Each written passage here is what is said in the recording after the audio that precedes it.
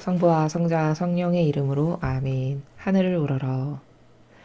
사랑할 하나님 아버지 뜻 안에서 스승이신 예수님과 도움이신 성령님과 사랑할 성모님과 성요셉 아버지와 성미카엘 대천사와 하늘의 모든 거룩한 천사들과 성인들의 전거를 청하며 기도드립니다. 사랑할 아버지, 오늘도 저희들에게 한결같은 사랑의 나라에서 아버지께 속한 자녀들에게 이런 진리의 세계의 말씀과 또 깨달을 수 있는 은총과 또 알아들을 수 있는 그런 많은 은총을 베풀어 주시는 아버지 사랑에 예수님과 어머니 하나 되신 성심을 통해서 진심으로 감사드립니다. 예수님과 어머니 저희들 안에서 부디 사시옵기를 갈망으로 청원드립니다. 저희들의 내적이고 외적인 모든 것에 두 분께서 주체가 되어 주시옵소서. 그리하여 2000년 전에 예수님과 어머니께서 행하셨을 법한 일들을 이제 저희들이 행할 수 있는 그런 은총으로 저희들을 축복하여 주시옵소서. 그래서 아버지 마음에 드는 아버지께 기쁨만을 드리는 완벽하게 온전히 완성으로서 아버지와 하나 되는 것을 반드시 구현할 수 있는 저희들이 될 수 있도록 저희 사명과 저희 제자들을 축복하여 주시옵기를 간곡한 갈망으로 청원드립니다. 또한 제가 사랑하는 저의 조국인 대한민국에 살아가는 아버지께 속한 모든 자녀들이 오늘 배울 신적 질서가 강물처럼 퍼져나가서 5200만 모든 국민이 아버지께서 주시는 이 말씀을 올바르게 깨닫고 올바르게 반영하여 오늘 주시는 선물을 자신의 것으로 만들 수 있도록 자비를 베풀어 주시고 대한민국의 은총으로 감히 은총을 청원드리기에 역겨운 것 투성이오나 저희들이 배상과 보석을 드리오니 용서하여 주시고 아버지 주시는 이 은총으로 새로워질 수 있도록 축복하여 주시옵소서. 미국도 같은 갈망의 지향으로 예수님과 어머니 하나 되신 성심을 통해 아버지 뜻에 봉헌드립니다. 이 모든 기도 우리 주 예수 그리스도의 이름으로 기도드리나이다. 아멘. 성부와 성자와 성령의 이름으로 아멘.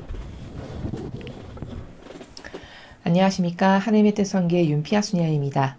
자, 오늘은 아버지께서 같은 날 그 두 개의 메시지를 주셨습니다. 어떤 내용의 메시지인지 여러분들과 함께 살펴보도록 하겠습니다. 2021년 1월 28일 대중을 위한 메시지. 저 보리는 또다시 하느님 아버지의 성심이라고 알게 된 큰 불꽃을 봅니다. 하느님 아버지께서 말씀하십니다. 오늘 나는 각 영혼이 자신의 자유를 기념하도록 초대한다. 나는 자신의 구원을 선택할 수 있는 영혼의 자유에 대해서 말하고 있다. 자녀들아, 어떤 정치인 또는 독재자도 너희의 자유의지를 금지하는 규정을 만들 수 없다. 너희는 나의 계명에 순종하고 그럼으로써 나를 기쁘게 하는 쪽을 선택할 수 있는 권리가 있다. 이 선택은 너희에게 나와 함께 천국을 누리는 쪽을 선택할 수 있는 권리를 준다. 나는 우리가 영원토록 함께하기 위해 너희가 매 현순간 올바른 선택을 하도록 격려하기 위해서 이렇게 말하고 있는 것이다. 지금 이 시대는 사악하며 정치인들은 악을 달성하기 위해 너희의 선택들을 앗아가는데 그들이 가진 인간의 권력을 사용하고 있다. 나는 오로지 마음만을 본다는 사실을 명심하여라. 각 영혼은 마지막 숨을 내쉴 때 그의 마음속에 무엇이 있는지에 따라 심판받게 될 것이다. 이것이 내가 세상의 마음을 참회로 부르는 이유다. 너희의 자유주의 선택들을 통해 의로움의 길을 걸어라. 아무도 너희를 대신해 이 선택들을 내려줄 수 없다. 주님의 말씀입니다. 하느님 감사합니다.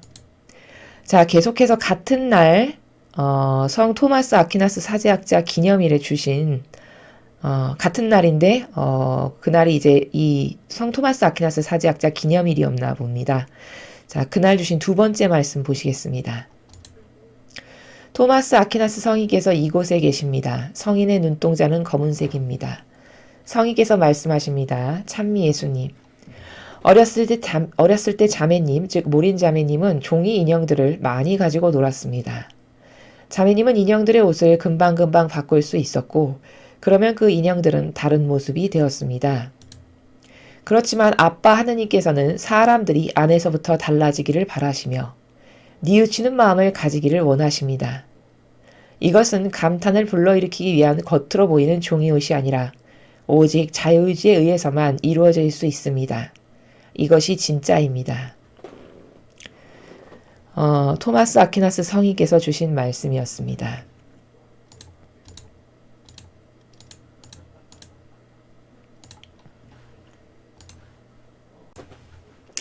자, 여러분 오늘 이 아버지께서 그리고 토마스 아퀴나스 성인 이렇게 두 분께서 말씀을 주셨는데요.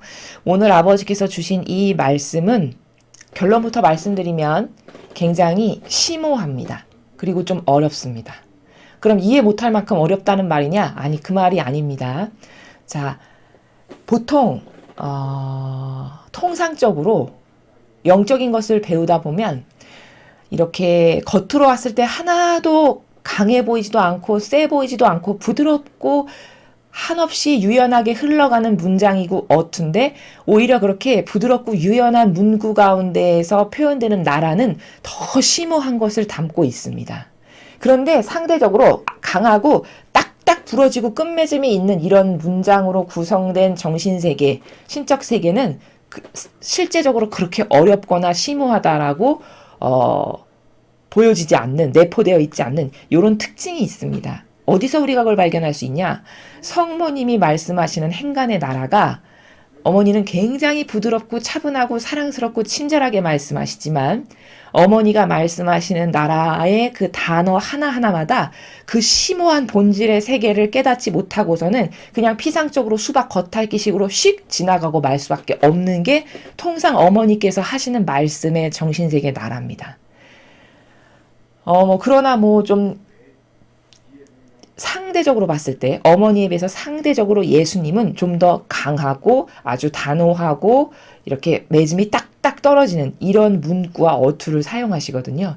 그럼 예수님 말씀이 막 쉽다는 것이냐? 그 말이 아니라 문구나 어떤 표현하시는 그 단어의 속성들을 통해서 보았을 때 좀 단호하고 강한 것이 드러나는 그런 말씀의 행간은 우리가 이해하기에 너무 어렵거나 그렇지 않지만 오히려 부드럽고 차분하고 조용조용한 행간의 단어와 어휘들을 쓰는 나라는 그 안에 굉장히 곰씹고 곰씹어야만 알아들을 수 있는 무수한 단어들로 구성되어 있다. 그게 보통 성모님께서 말씀하시는 나라다. 이 정도로 여러분이 이해하시면 오늘 이 문장을 이해하시는데 전혀 지장이 없다라고 제가 생각이 돼서 말씀을 드립니다. 자, 그럼 본격적으로 오늘 주신 말씀을 들어가기에 앞서서 자, 여기 첫 문장을 보십시오. 오늘 나는 각 영혼이 자신의 자유를 기념하도록 초대한다. 모르는 단어 하나도 없습니다. 다 쉬운 단어예요. 그런데 이 전체 문장이 이해가 되냐? 그렇게 확 와닿지 않죠. 바로 제가 조금 전에 말씀드린 그런 이유 때문입니다. 다 쉽고 부드럽고 하나도 어려운 단어 없는데 와닿지 않는. 그렇다는 것은 뭐냐? 이 단어 하나하나 안에 포함되어 있는 행간의 나라가 깊기 때문입니다. 자, 그럼 아버지가 말씀하신 첫 문장 중에서 가장 중요한 단어가 뭐냐? 그게 바로 자유입니다. 여기 자유. 빨간색으로 제가 지금 이렇게 포인터로 표현하는 거 보이시죠? 이 자유라고 하는 단어가 가지고 있는 행간의 나라를 오늘 여러분이 저와 함께 작은 단어의 개념부터 시작해서 그것을 점차 확대 발전시켜서 개념에서 관점에서 원리적으로 이렇게 점점 펼쳐가면서 한번 자유라는 단어가 가지고 있는 나라에 대해서 학습해 보도록 하겠습니다. 자, 먼저 우리가 자유다. 그러면 유물론적인 우리가 가지고 있는 기존의 자유라고 하는 개념은 어떤 거냐? 자유가 무엇인가 라고 생각했을 때 우리가 인식하는 자유라는 건 이거죠. 내 멋대로 하고 사는 거. 이게 자유라고 생각합니다. 통상의 대부분의 사람들의 사고방식으로는. 그래서 내 멋대로 하는 게 자유다. 즉 방종이 이꼬르 자유다. 이렇게 생각하는 게 거의 대다수의 사람들의 사고방식이죠. 그래서 누가 자신에게 무엇을 잘못된 것을 교정하기를 바래서 말해주는 것마저도 어떻게 불구자적인 사고방식으로 받아들이냐?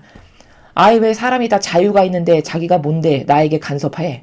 이런 나라에서 받아들이는 행간의 나라가 요즘 대다수의 사람들이 살아가는 정신의 수준입니다.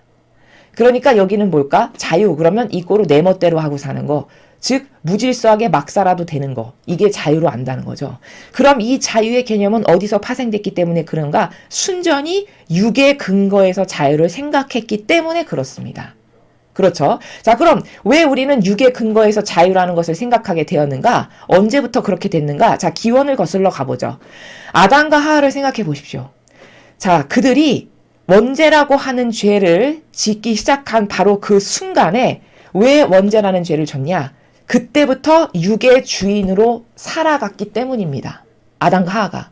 그 이전에는 아버지가 만드신 영혼의 주인으로서 아름답게 아버지께 순종하고 또 아버지와 하나 되면서 이렇게 살았는데 뱀이 꼬드겨서 잠재적으로 있었던 자아라고 하는 것을 건드리면서 그 자아를 충동질시키면서 그 충동질에 어리석게도 넘어감으로써 그때부터 그때 원죄를 딱 졌는데 그 원죄를 진 순간이 왜 그런 악을 저지를 수밖에 없냐?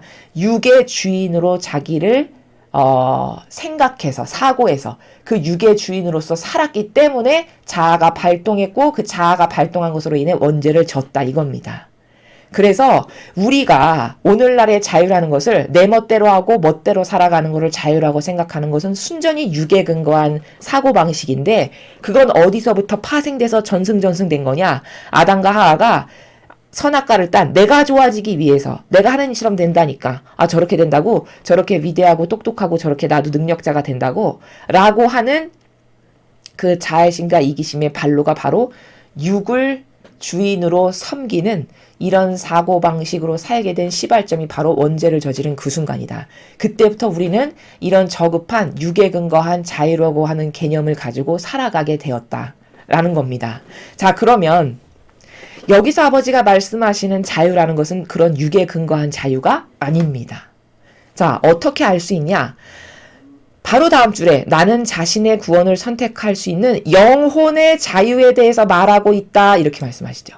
즉 아버지가 말씀하시는 나라는 이 육의 자유를 말씀하시는 게 아니라 영혼의 자유에 대해서 지금 말씀하고 싶으신 거예요. 그거에 대해서 말하고 있다라고 이렇게 밝히십니다. 자, 그럼 도대체 영혼의 자유가 뭐냐? 자, 자유하면 내 멋대로 하고 싶은 대로 모든 사람이 다 권리가 있으니까 나도 인권이 있고 나도 권리가 있지 해서 내 멋대로 하고 싶은 대로 무질서하게 딸을 질서도 안 지키고 막 사는 이게 자유가 아니라 자유라고 하면 영혼의 주인으로서 살아가는 게 진정한 자유입니다. 영혼의 주인. 자, 여기서 뒷받침돼야 될 개념이 뭐냐면 우리는 착각하는 게 뭐냐면 항상 이원론이라고 그랬죠. 모든 이 세상의 온 우주 만물은 아버지께서 이원론으로 다스리십니다. 우리도 이원론으로 창조하셨어요. 뭘까요? 영혼과 육으로 창조를 하셨습니다. 자, 그러면 영혼과 육으로 우리가 되어 있는데 그 영혼과 육 중에서 영혼이 나고 육은 나를 감싸고 있는 겉껍데기지만 진짜 나는 아니다. 이게 올바른 사고방식이라는 겁니다. 진정한 나라는 것은 그러므로 곧 영혼이다. 그러니까 이 자유라고 하는 것도 영혼이 자유로워지는 것을 말씀하시는 것이다. 이게 답이라는 겁니다. 그래서 여기 아버지께서 말씀하시는 나는 오늘 너한테 영혼의 자유에 대해서 말하고 싶어서 왔다 하시는 이 영혼의 자유라는 것은 우리가 이 인간이라고 하는 존재의 주인이 먼저 뭔가를 알아야 되는데 그게 바로 영혼이라는 거죠. 그럼 이 자유라고 하는 개념의 나라는 영혼의 주인으로서 내가 살아가는 그런 자유. 나라고 하는 존재가 영혼이 주인인데 그 영혼이 주인으로서 살아가는 그런 자유를 말하는 거다라는 것이고 또 여기 막 후미에 가면은 앞으로 이러이러한 정부가 들어설 건데 뭐 그들이 아무리 너에게 핍박을 하고 억압하고 못 살게 굴고 한다 해도 너하고의 나의 관계를 절대로 훼손시킬 수 있는 그런 법은 없다. 이런 말씀 하시죠? 거기서도 그게 무슨 말씀이냐? 두 번째, 이 영혼의 자유에 대해서 두 번째 개념. 아무리 너의 육신을 가둔다 한들 이 유물론적인 세상에서의 대단한 뭐 절대자나 독재자나 아무리 대단한 뭐 리더 대통령 할아버지가 나온다 해도 네 육을 가둘 순 있어도 너의 영혼이 바라고 갈망하고 원하는 특히 하느님과의 관계성 가운데에서 원하고 바라고 갈망하는 것을 그가 가둘 수는 없다. 이게 바로 영혼의 자유라고 하는 것을 올바르게 인식할 수 있는 두 번째 개념입니다. 자, 그래서 우리는 지금 자유라는 것은 이 내 겉에 있는 이 몸뚱아리가 원하는 것을 맘대로 하는 그것이 자유가 아니라 실제적 나라고 하는 존재의 가치를 따졌을 때 그 주인공이 되는 영혼, 그 영혼이 자유롭게 살아야 된다라는 말이구나 라는 것에 대한 인식이 올바르게 먼저 교정이 돼야 된다는 것이죠. 자, 그런 자유를 말씀하시는 건데, 자, 그러면 여러분 한번 생각해 보세요. 이런 자유가 극치점이 있겠죠. 극치점. 그 자유가 원하는 가장 아름답고 고결한 극치점. 자, 이렇게 내가 자유한 존재인데 나의 영혼이, 이러한 자유한 영혼이 원하는 가장 차원 높은 세계의 꼭대기, 쉽게 이야기하면 그게 뭘까를 한번 추상해 볼 수 있다라는 거예요. 자, 그것을 추상해 보려면 여러분, 우리가 먼저 한번 생각해 보죠. 여러분이 이 세상을 살아가시는데 가장 가치롭고 완벽하고 그것을 원해서 이루어도 허탈하지 않고 올바른 의미고 참되고 이런 거를 하나 고른다면 여러분은 뭘 고르고 싶으십니까? 만약에 누군가가 저한테 그렇게 물어본다면 저는 하나 되고 싶은 사람을 찾는다라고 말할 것입니다. 여러분도 잘 생각해 보십시오. 마찬가지일 겁니다. 자, 왜냐? 자, 결혼을 왜 할까요? 일생의 반려자를 만나는 게 인생에서 그렇게 중요하다고들 하는데, 그럼 인생의 반려자를 만나는 그 중요한 순간에 선택하는 기준이 여러분은 어떤 기준으로 선택을 하고 싶으세요? 여러분이 하나 되고 싶은 사람을 선택하지 않으시겠습니까? 영원히 하나 되고 싶은 사람. 변절되지 않고 영원히 하나 되고 싶은 그런 존재를 찾겠죠. 바로 그런 존재를 결혼에서도 찾고 어떤 나라를 다스리시는 지도자라고 하는 대통령도 누가 나와 하나 될 수 있는가를 찾아서 내각 구성을 하는 거 아니겠습니까? 나라를 다스리고 구성해서 이끌어 나가기 위해선. 자, 이렇듯이 가장 가치롭고 이것을 추구해서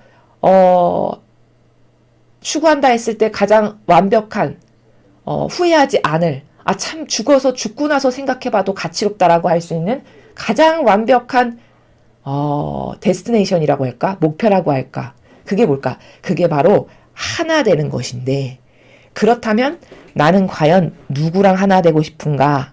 라는 것을 우리도 이렇게 생각해보니까 인생사에서 찾더라는 겁니다.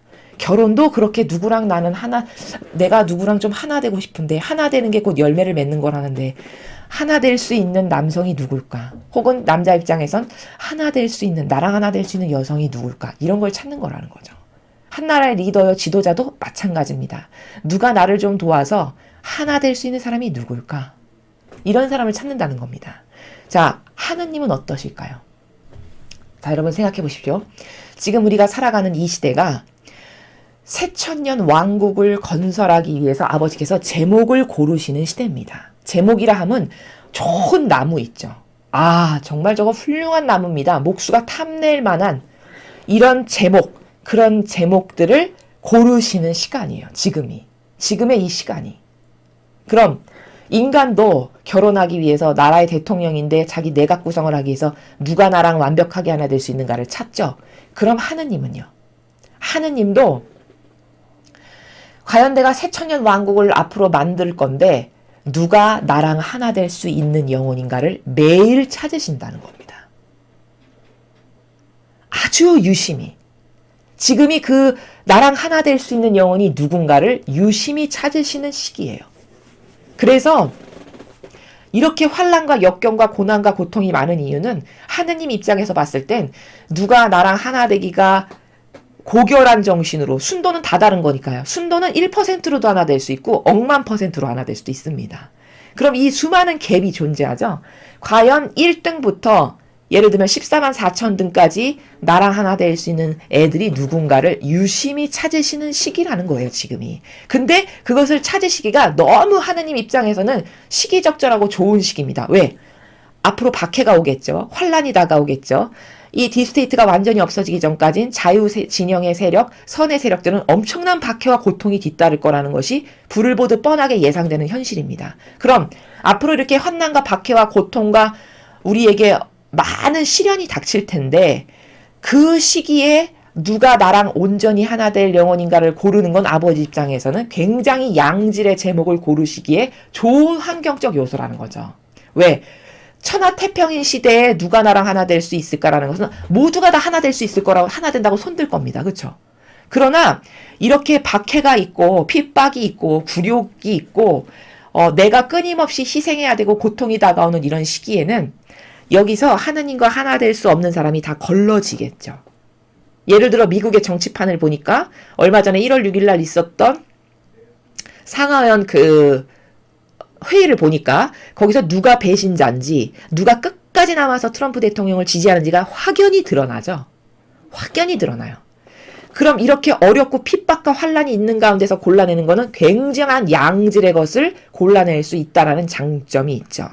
그래서 마지막 시대에 이런 환란이 있는 거고 아버지 입장에선 그런 것을 허락하시는 다양한 이유 중에 하나가 이 시기를 통해서 누가 나의 진짜 보석이고 옥석이 될 건가를 유심히 보신다는 겁니다. 그래서 순도가 제가 제 억만 프로짜리 9,999%짜리 이렇게 짝짝짝짝짝짝 골라내신다는 거죠. 자, 이야기가 여기까지 왔는데 자, 그럼 이 하나 되는 것의 작은 개념부터 여기까지 펼쳤는데 하나 되는 것은 먼저 영혼의 자유라는 것은 자유의 개념을 지금 이렇게 펼쳤는데 자유라는 것은 영혼의 주인으로서 사는 것을 자유라고 하는 것이다. 두 번째, 그렇다면 그 영혼의 주인으로서 살아간다는 건 무슨 말이냐면 이렇게 박해와 환란의 시대가 가까이 왔을 때 나라에서 아무리 억압하고 강압적인 법제도를 만든다 해서 너의 육을 가둔다 해도 결코 너의 영혼은 나와의 관계성, 특히 사랑 관계에서의 아버지와의 관계성을 절대 가로막지 못한다라고 하는 요게 영혼의 자유의 개념이다 라는 것이고, 자 그러면 이 영혼의 자유가 극치점이 있는데 이 자유의 극치점의 세계가 그게 뭐냐면 아버지의 뜻 안에서 하나 되는 것이 곧 영혼의 자유라는 겁니다. 아버지의 뜻 안에서 하나 되는 것.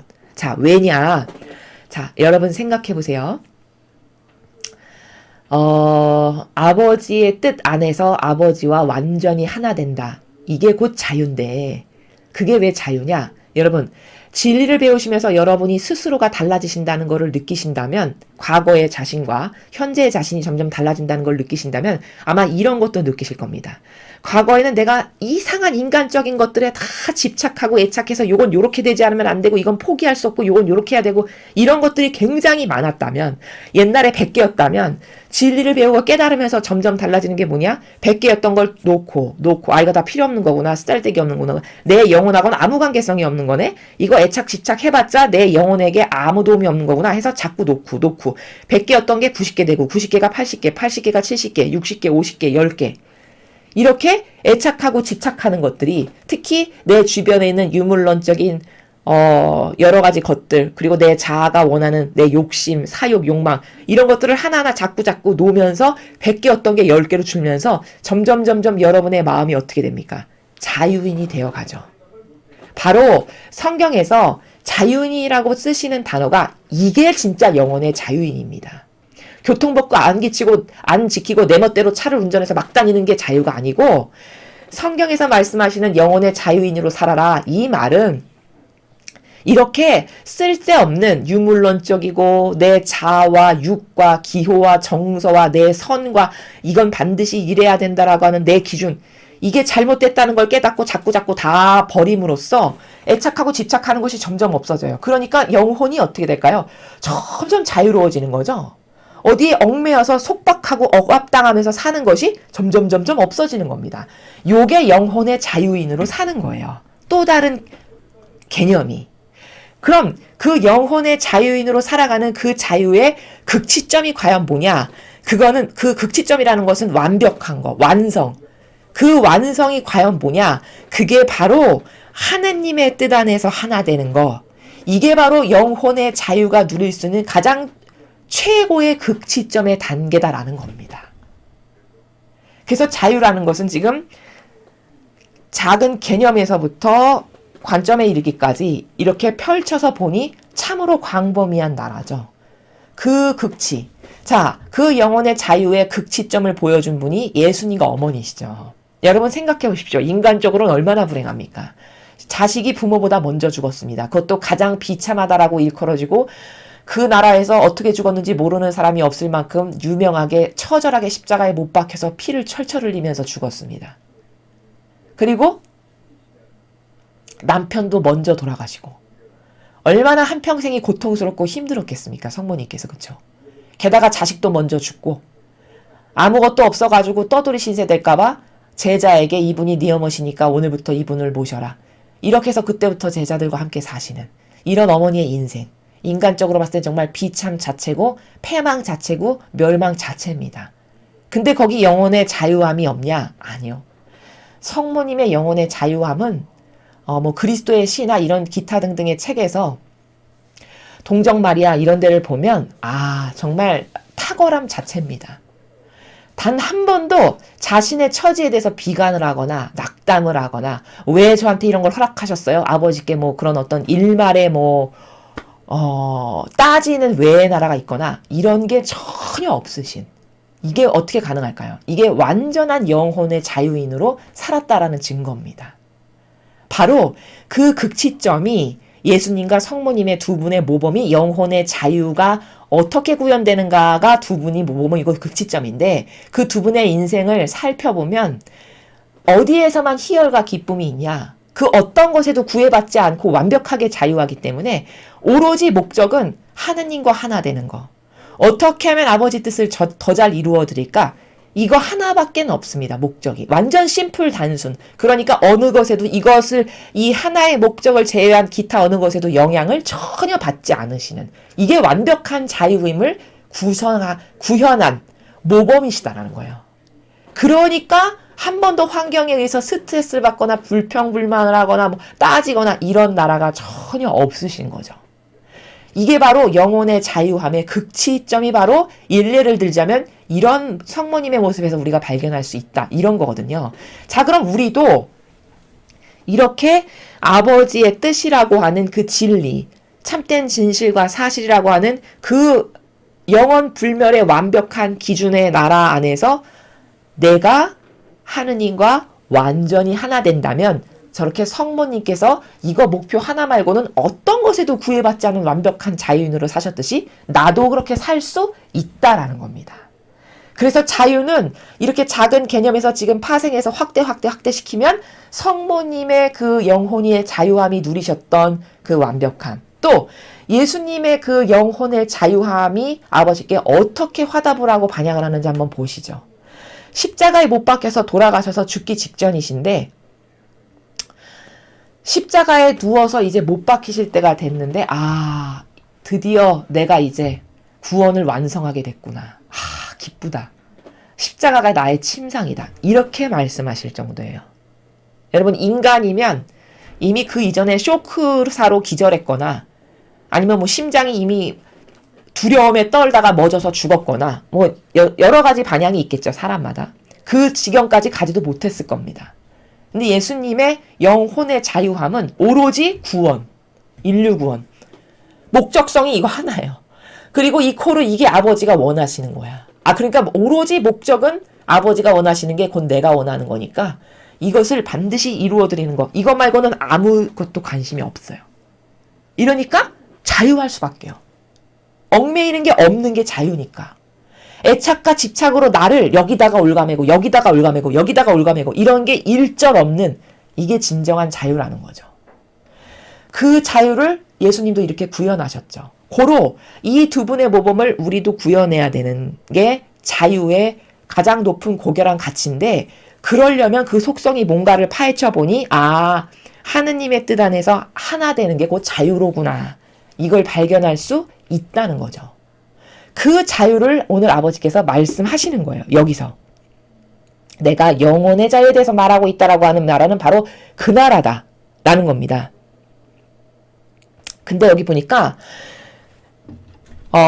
이 자신의 자유를 기념하도록 초대한다. 이렇게 말씀하셨어요. 첫 줄에 각 영혼이 자신의 자유를 기념하도록 초대한다.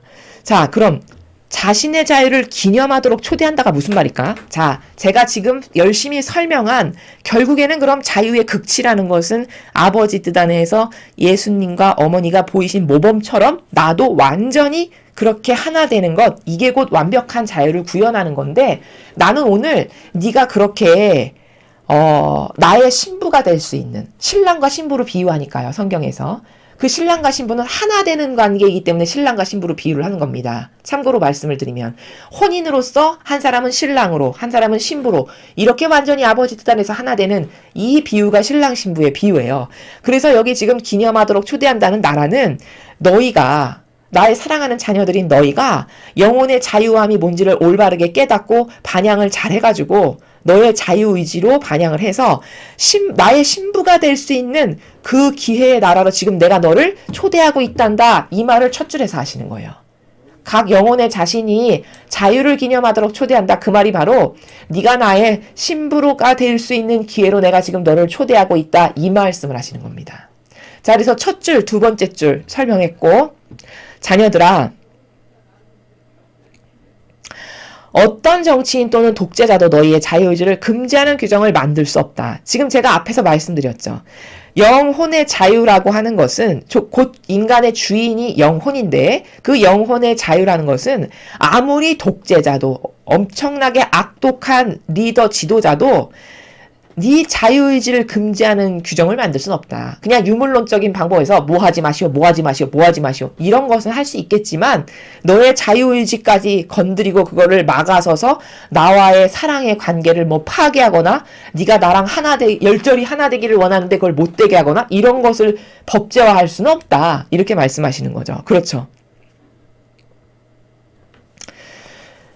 자, 너희는 나의 계명에 순종하고 그럼으로써 나를 기쁘게 하는 쪽을 선택할 수 있는 권리가 있다. 자, 누구나 다 자유가 주어졌어요. 모든 사람에게 자유가 주어졌습니다. 혹은 자유의지가 주어졌어요. 무엇을 선택하는가는 다 자기가 원하는 것을 선택하는 거예요. 강요는 없으니까 어쨌든. 자, 그럼 누구에게나 주어진 자유의지가 있는데 어떤 사람은 이 자유의지를 영혼의 자유로서 내가 가장 최고의 가치롭고 완벽하다라고 여겨지고 이제 배워서 알게 된, 하느님과 완전히 하나 돼서 내가 영혼의 자유인으로서 나도 예수님과 어머니처럼 그분과 하나 돼야 되겠어. 이것을 선택하는 사람이 있을 거고, 혹은 마귀 세력이 짜놓은 덫에 걸려가지고 인간이 교묘하게 만든 제도와 전통이 참되고 바르다라고 오해하고 착각해서 거기에 끊임없이 양식을 대면서 거기에 하나 되는 사람도 있을 거고, 이건 천차만별로 다양할 거라는 거죠.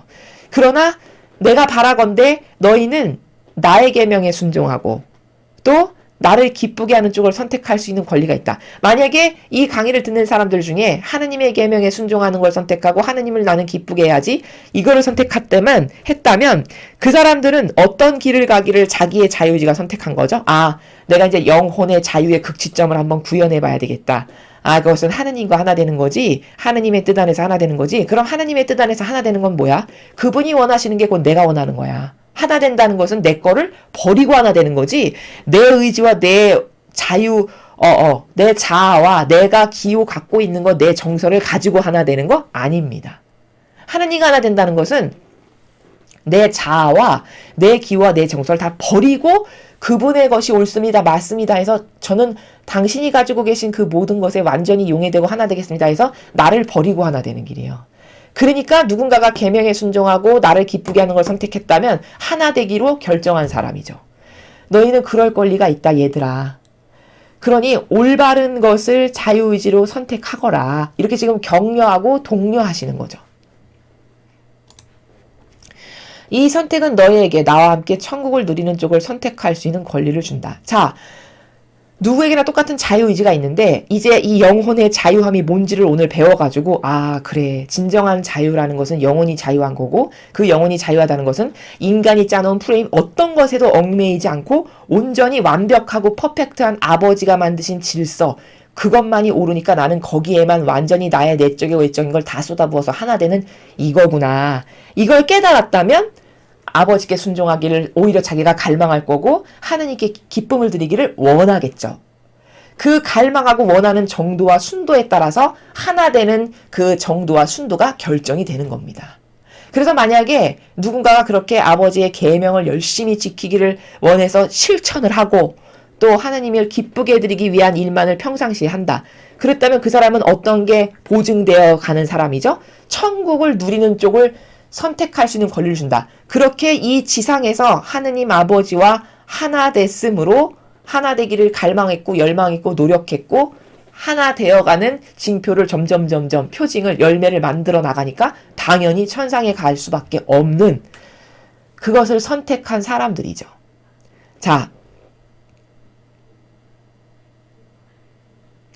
그 다음에 나는 우리가 영원토록 함께하기 위해 너희가 매 현순간 올바른 선택을 하도록 격려하기 위해서 이렇게 말하고 있는 것이다. 자, 아버지가 앞에서 내 계명을 지켜라. 나를 기쁘게 하기를 선택하기를 내가 권고한다. 야, 강요는 아니야. 근데 너의 자유의지가 가장 좋은 것을 선택할 수 있는 것은 바로 이건데 그게 뭐냐면 내 계명을 지키고 나를 기쁘게 하는 거. 이걸 또 잘못 이해하면 강요 안 해. 강요가 아니에요. 좋은 것과 나쁜 것이 있을 때 좋은 것을 가르쳐줘야 될 의무가 있나요? 없나요? 부모에게 의무가 있죠. 자식이 있는데 나쁜 것과 좋은 것이 있을 때 얘야 이게 좋은 거고 이거는 나쁜 거란다. 이걸 가르쳐줄 수 있는 의무, 가르쳐줘야 되는 의무가 당연히 부모에게 있는 겁니다. 잘 모르니까 자식이. 마찬가지로 하느님 아버지께서도 얘들아 모세도 이렇게 하죠. 백성을 다 이집트에서 끌어 나온 다음에 자 너희 앞에 선과 악이 있는데 둘 중에 어떤 것을 선택할 거냐. 그것은 너의 자유의지가 결정할 일이다. 라고 하면서 제시를 하죠. 그런 것과 마찬가지로 제시를 해주시는 거예요. 이런 것이 있는데 이런 것이 좋은 거란다. 그러나 선택은 네가 하는 거란다. 이런 나라죠. 그래서 너가 올바른 선택을 할 수 있게 격려하려고 내가 이렇게 말하고 있는 거란다. 이런 말씀을 하시는 거예요. 자, 영원토록 함께하기 위해 이렇게 말씀하셨어요. 여기 보면 나는 우리가 영원토록 함께하기 위해. 그럼 영원토록 함께 할 수 있는 사람은 누굴까요? 하느님 아버지 입장에서. 그렇죠. 과연 나하고 얼마나 어떤 순도와 정도로 하나 됐는가? 이 영혼에 맺은 열매, 하나 된 실제적인 눈으로 보여지는 하나 되기 위해서 희생했고 고통받았고 계명을 지키려고 아무리 손해가 있어도 무엇인가를 내 것을 버렸던 이런 수많은 어떤 실제적이고 구체적인 열매, 그거를 통해서 쟤는 나랑 진짜 하나 된 영혼인가를 검증하시겠죠.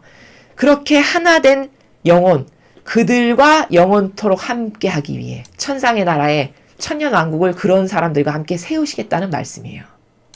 자, 여기서 우리가 하나 조심해야 될 게 있는데 이런 겁니다. 여기 이렇게 하나 된다라는 거를 강조하다 보니까 이런 오류도 하나 말씀을 드려야 부작용이 없을 것 같아서 자, 그런데 이렇게 하나 되려면 제가 다른 강의에서 말씀드렸듯이 어떤 눈에 보이는 사람과 먼저 하나 됨으로써 하느님과 하나 되는 것을 구현할 수 있다라고 말씀을 드렸어요. 자, 그것은 성경이 어디 나오냐? 네가 눈에 보이는 사람하고도 하나 되지 않았는데 어떻게 나랑 하나 될 수 있단 말이냐? 이렇게 말씀을 하셨단 말이에요.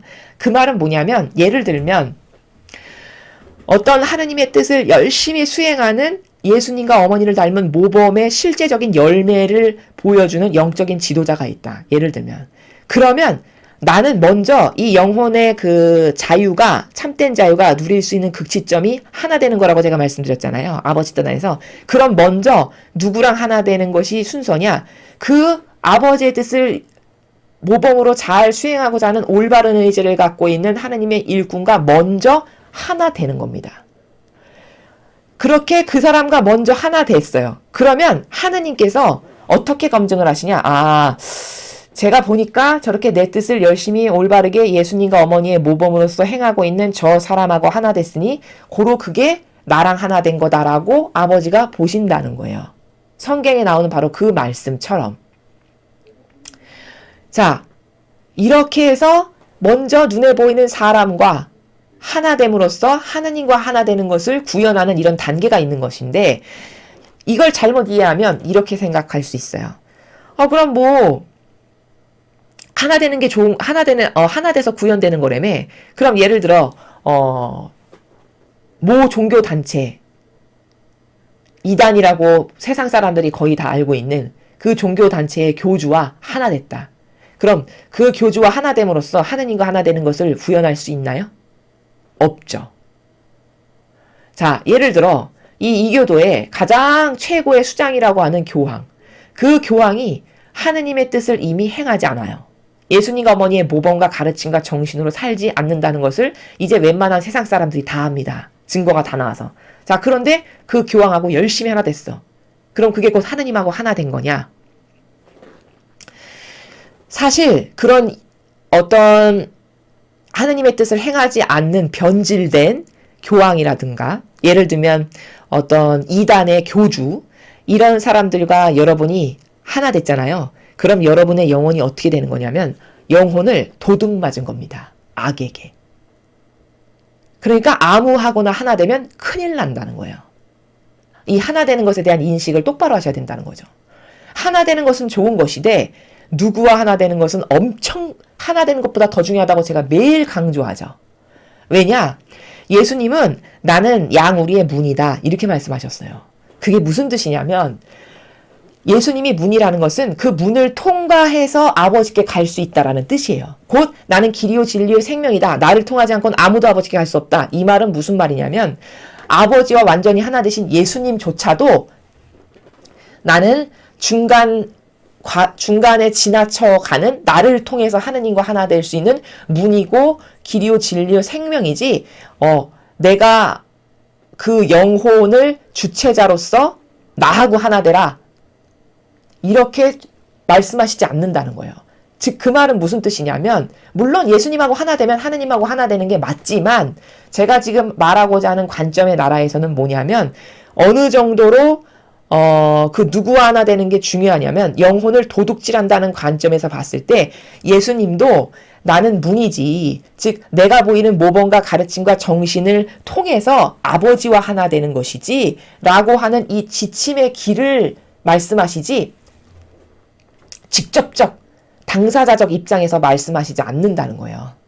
그럼 그 관점에서 봤을 때 사이비 교주가 나랑 하나 되면은 하느님이랑 하나 된 거야 해서 자기에게 충성을 서원하게 하고 나에게 모든 것을 갖다 바치라고 하는 이런 거, 혹은 그게 예수님이나 어머니의 모범과 가르침과 정신과 다른데 그 어떤 리더와 그렇게 하나 됐다. 그럼 이게 영혼을 도둑질해서 영혼을 패망으로 이끄는 것이다라는 거예요.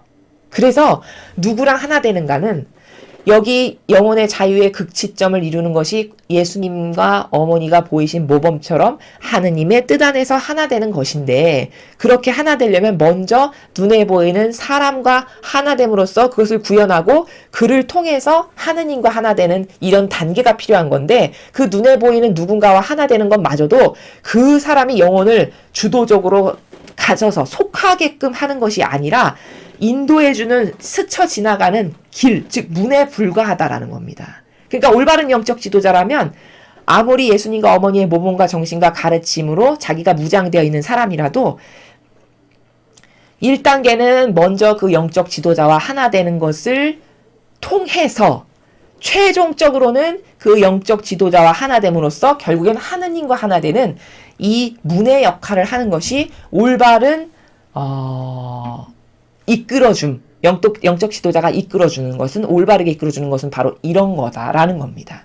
그래서 제가 여기서 말씀드리는 것은 하나 되는 것에 대한 오해와 부작용들이 또 난무할 수 있으니까 먼저 하느님하고 하나 되는 것은 눈에 보이는 누군가와 하나 됨으로써 이렇게 여기서 지상에서 얘네들이 아버지의 뜻으로 각자의 위치에서 하나 됐구나. 그럼 이것은 나와 하나 되기에 합당하지 해서 아버지가 인정해서 이렇게 천상에 갖다 놓으실 수 있는 이런 건데, 그것마저도 이 나를 이끌어주는, 예를 들면 영적 지도자 같은 경우, 리더인 경우, 이 리더가 단지 문의 역할을 해서 자기를 통해서 결국엔 하느님께로 인도해주는 그런 어떤 도구요 매개체인 것이지, 야 나랑 완전히 하나 돼, 이것은 잘못됐다라는 거예요. 근데 사이비의 교주들이 다 나랑 하나 돼, 나랑 하나 되면은 하느님하고 하나 되는 거야, 이렇게 해서 영혼을 속이고 영혼을 도둑질한다는 거죠. 요런 것을 분별을 잘 해야 된다라는 것을 말씀드리는 겁니다. 자, 그 다음에 지금 이 시대는 사악하며 정치인들은 악을 달성하기 위해 너희의 선택들을 앗아가는데 그들이 가진 인간의 권력을 사용하고 있다. 그렇죠. 세상의 정치인들이야 뭐 내세울 게 뭐가 있겠습니까? 돈, 명예, 뭐 가지고 있는 권력 이런 거겠죠. 그걸로 사람들을 쥐락펴락하면서 자기의 도구로 활용을 하는 것이죠. 나는 오로지 마음만을 본다는 사실을 명심하여라. 자, 여기 마음만을 본다는 사실을 명심하여라. 여기 마음만을 본다 이 부분이 중요합니다. 마음만을 본다. 하느님은 마음만을 보신대, 의지만을 보신대. 도대체 이 말이 무슨 말이냐? 자, 결과치를 보신다는 거예요. 결과치. 자, 또 마음만을 보신다니까 이렇게 오해하실 수 있어요. 저 마음은 맨날 하느님과 하나 되고 싶은데, 맨날 예수님과 어머니와 하나 되고 싶은데, 근데 맺은 입으로만 맨날 어머니 하나 되겠습니다, 예수님 하나 되겠습니다, 맨날 하나 된다고 말했는데 맺은 열매가 다 마귀의 자기 자아만 따르는 것밖에 없네. 이거는 의지만을 본다를 잘못 이해한 거예요. 그렇게 앉아서 누워서 배 두드리면서 아버지 하나 될게요, 어머니 하나 될게요 이렇게 하는 게 마음만을 본다는 나라가 아닙니다. 나는 마음만을 본다, 나는 의지만을 본다, 이 말은 무슨 뜻이냐? 결과치가 있어야 된다는 거예요. 결과치. 다시 말하면 그렇게 하나 되기를 갈망해서, 내 뜻으로 나랑 하나 되기를 갈망해서 네가 행동으로 옮긴 거, 난 그것만을 본다 이 말입니다. 즉 다시 말하면 네가 마음 안에서 예수님이나 어머니를 모시고 항상 함께 사느냐, 항상 함께 산다면 그게 진짜 마음만을 보시는 아버지께서 너의 마음을 보니 너는 항상 예수님과 어머니와 살고 있구나 라고 인정하시는 이 나라예요. 마음만을 본다라고 하는 나라가. 자, 그래서 이건 말로만 저는 예수님과 하나 되겠습니다, 어머니는, 이걸 이렇게 말해서 하나 된다면 뭐 성인 성녀가 모두가 다 되고 이게 어려운 게 뭐가 있겠습니까? 그게 아니라 이 마음만을 본다, 나는 의지만을 본다는 그렇게 네가 하나 되기를 열절히 갈망해서 맺은 열매, 결과치. 예를 들자면 천상의 책에서 여러분 배우셨죠? 이렇게 말씀하시잖아요. 예수님께서 루이사 피카레타에게 이렇게 가르쳐 주시잖아요. 얘야, 너는 한쪽 눈은 너가 지금 행하고 있는 일감에다가 고정을 하고, 다른 쪽 눈은 너의 마음 안에 있는 예수님이나 성모님, 예수님에게만 집중해서 그분만을 의식하는, 이렇게 두 개의 눈이 있으니까 한쪽 눈은 본질만 의식하고 다른 한쪽 눈은 지금 내 눈앞에 당장 주어져 있는 형상의 일에만 오로지 올인해서 집중하고 있는 요 상태, 요게 구현됐다. 그러면 그 마음만을 본다는 나라에서의 우리의 마음을 아버지께서 이렇게 보시고 입증 증거로 채택이 된다는 거예요. 요게 실제적으로 하나 된 것을 구현한 증거입니다. 증거. 말로만 저는 하나 되겠습니다, 이게 아니라 실제적이고 사실적인 증거는, 그 증거의 구현은 어떻게 하는 거냐? 한쪽 눈은 예수님에게 집중하고 다른 한쪽 눈은 내가 지금 당장 눈앞에 있는 나의 일감에 집중하는 요 상태가 구현됐어. 그리고 자기 희생의 의로움으로 어떤 이렇게 눈에 보이는 하나님의 뜻을 올바르게 수행하려는 사람하고 아버지 뜻 안에서 하나가 됐어. 하나 된 일치가 있어. 자기 희생의 의로움으로. 그러면 하나님이 쟤는 그래, 인정. 제 의지가 올바르다는 거 인정. 내가 제 마음 안에 있는 예수님과 어머니를 모시고 산다는 거 확인했어. 인정. 이렇게 된다는 것이죠. 각 영혼은 마지막 숨을 내쉴 때 그의 마음속에 무엇이 있는지에 따라 심판받게 될 것이다. 이것이 내가 세상의 마음을 참회로 부르는 이유다. 자, 죽기 직전에 마지막 숨을 후 하고 내쉬는 그 찰나의 순간에 그의 마음 안에 도대체 무엇이 구현되어 있는지. 좀 전에 제가 마음만을 본다, 의지만을 본다, 그것은 평상시에 예수님과 어머니를 내 마음 안에 모시고 살면서 이쪽 눈이 예수님과 어머니께 완전히 내 내면에 살아가시는 예수님과 어머니께 고정되어 있어서 두 분만을 매 순간 의식하고 무엇을 원하시나, 지금 내가 뭐 잘못되고 있는 게 있나? 이것을 끊임없이 두 분을 바라보면서 의식하는 요 눈. 그리고 이쪽 눈은 내가 지금 행하고 있는 일. 요렇게 살아가라고 가르쳐 주셨잖아요. 천상의 책에서.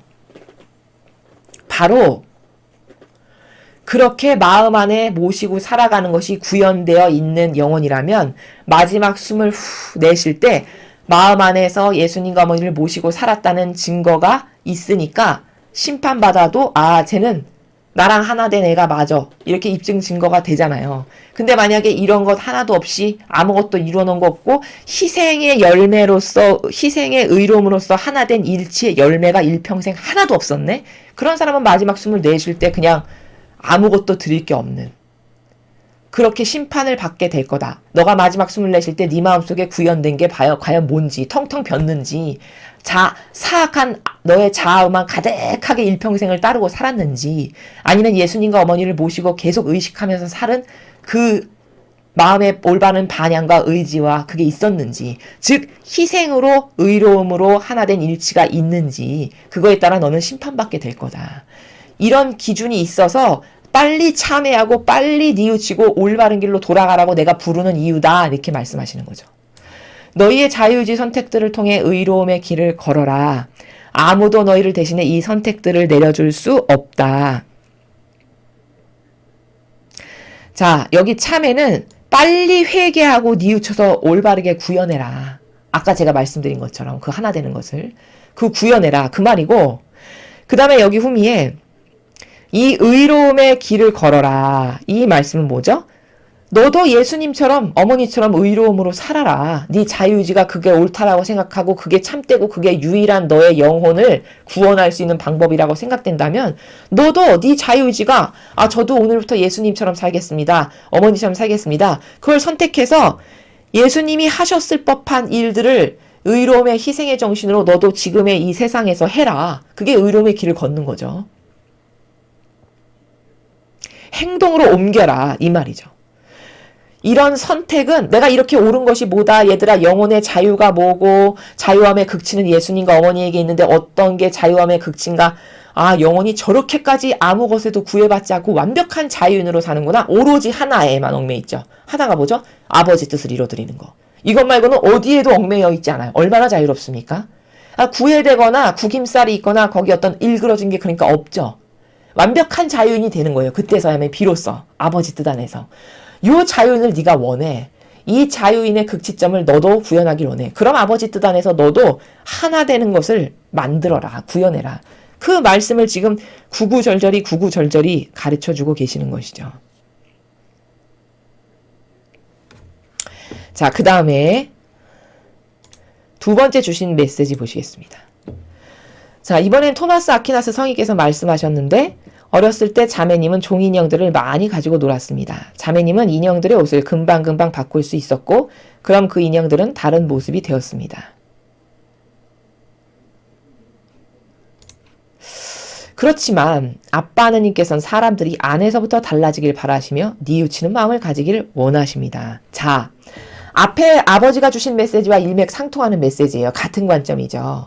즉 이 모린자매님이 여성이니까 이렇게 인형놀이 하면서 옷 이렇게 계속 갈아입히고 이런 걸 좋아하셨나 봐요. 그거의 비유를 드시면서 이해하기 쉽게 하시기 위해서 친숙한 것을 가지고 오시는 거죠.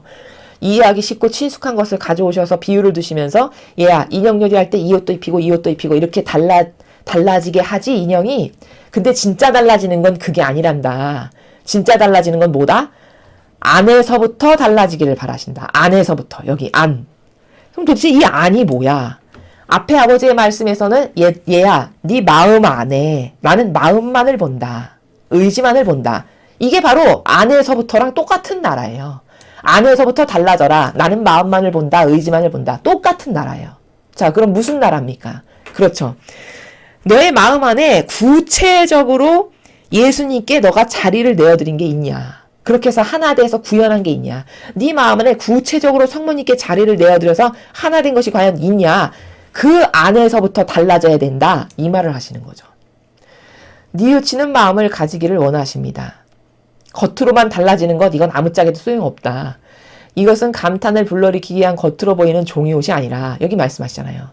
그저 감탄을 불러일으키기 위한 감탄을 불러일으키는 건 뭘까요? 또 새 옷 입고 벗고 또 새 옷 입고 벗고 휘황찬란한 오색 빛깔의 아름다운 옷만 갈아입고 그러니까 사람 눈으로 봤을 때는 아우 저 사람 달라졌네. 이렇게 본다는 거죠. 피상과 형상에 갇힌 사람은. 근데 하나님은 그걸 안 보시고 마음 속, 의지 이것만을 보신다는 거잖아요.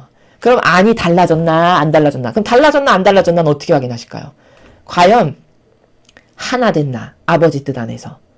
요게 달라졌나 안 달라졌나 기준이에요. 하나 된 건 어떻게 하실까? 희생이 나와. 나를 위해서. 고통을 막 사랑해. 나를 위해서. 의로움으로써 자기 희생으로 자기를 내던질 줄 알아. 이게 입증되는 거예요.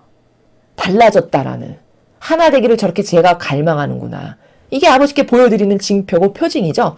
이걸 통해서 하나님은 다 아신다는 거죠. 또 이렇게도 아실 수 있어요. 마음 안에 한쪽 눈은 예수님과 어머니께 항상 고정돼 있고 내가 하는 일에 이쪽 눈은 고정해서 한다면 이거는 항상 의식하고 살아가는 사람이죠.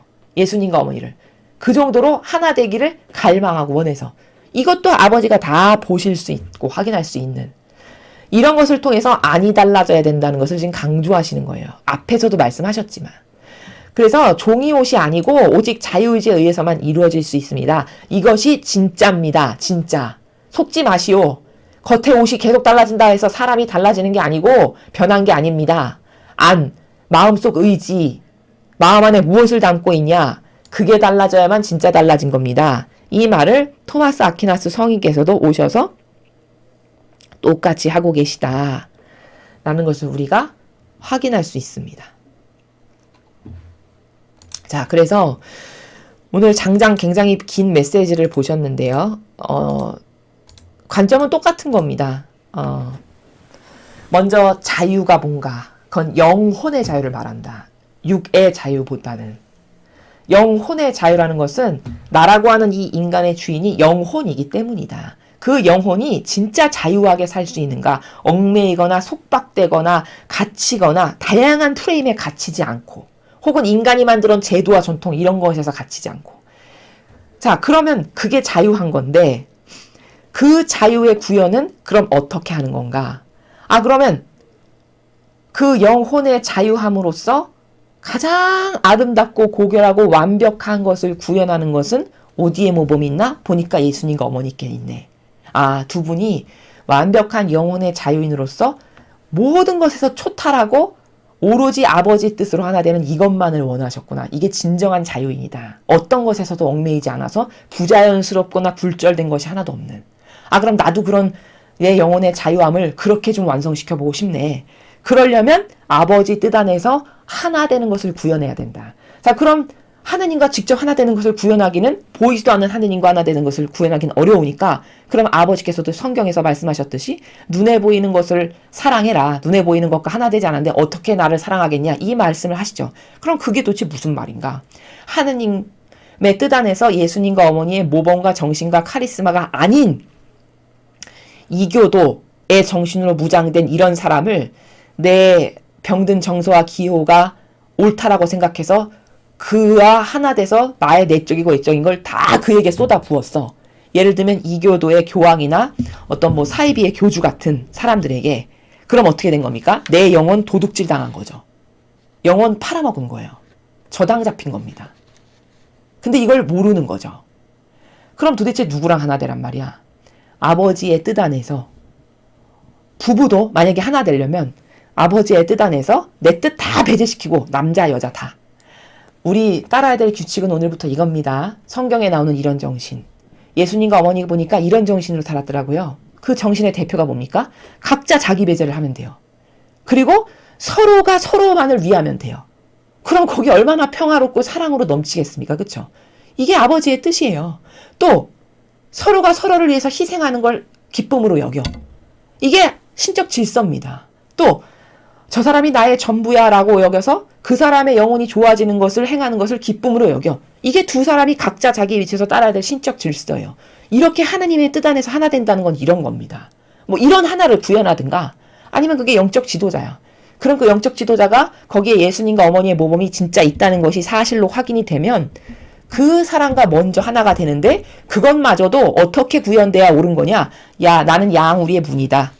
나를 지나가지 않고는 아무도 아버지께 갈 수 없다. 라고 예수님조차도 문이라고 말씀하셨으므로 이 영적 지도자하고도 그 사람을 문으로써 그 사람과 먼저 하나 되는 것을, 아버지 뜻 안에서 당연히 하나 되는 것을 구현함으로써 결국에는 결과론적으로는 그 문을 통해서 하느님과 하나 되는 것이 구현되는 이런 점진적인 단계로 발전돼야 되는 것이 하나 되는 과정이다 라는 것을 오늘 이 긴 메시지를 통해서 여러분께서 이해하셨으면 된다라는 것입니다.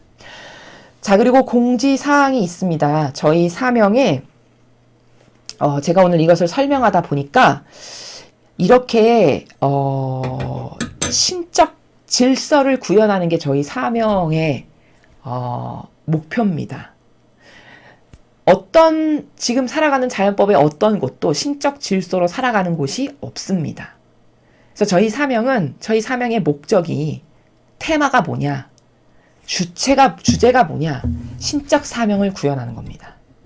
예수님과 어머니께서 살아가셨던 그 정신세계를 저희가 살고 그 정신세계를 자꾸 이렇게 전파해서 세상의 모든 사람이 신적 질서로 살아가게끔 이끌고 인도하는, 그 아버지 뜻으로 인도하는, 이것이 저희 사명입니다. 그래서 이제부터 저희 사명이 모집 공고를, 제가 이 하단부에 모집 공고를 따로 올리겠습니다. 사제가 되고 싶기를 원하시거나 혹은 나도 이렇게, 이 희생이 너무 멋있다, 하느님과 이렇게 하나 되고 살다가 죽으면은 그것보다 더 보람된 건 없겠다, 이렇게 생각해서 도전하고 싶으신 분, 영적으로 도전하고 싶으신 분, 이런 완성을 이루고 싶으신 분, 이런 분들은 사제 혹은 수녀님 혹은 선교사, 이런 방면으로 저희 그 사명에 하나 되셔서 그 삶의 길을 걸어가실 수가 있습니다. 제가 저희 이 강의 밑에 하단부에 제가 이렇게 메일 주소를 맨날 쓰는데, 그 메일 주소 하단부에 아주 간단한 그 모집 공고와도 같은 안내문을 올리겠습니다. 그것을 보시고 저에게 문의사항이 있으시거나 저는 그런 삶을 진짜 살다가 그렇게 보람있게 살다 한번 죽어보겠습니다, 도전할 의향이 있으신 분은 그 적혀있는 메일 주소로 신청해서 보내주시기 바랍니다. 이상으로 2021년 1월 28일 대중을 위한 메시지 해설을 마치겠습니다. 감사합니다.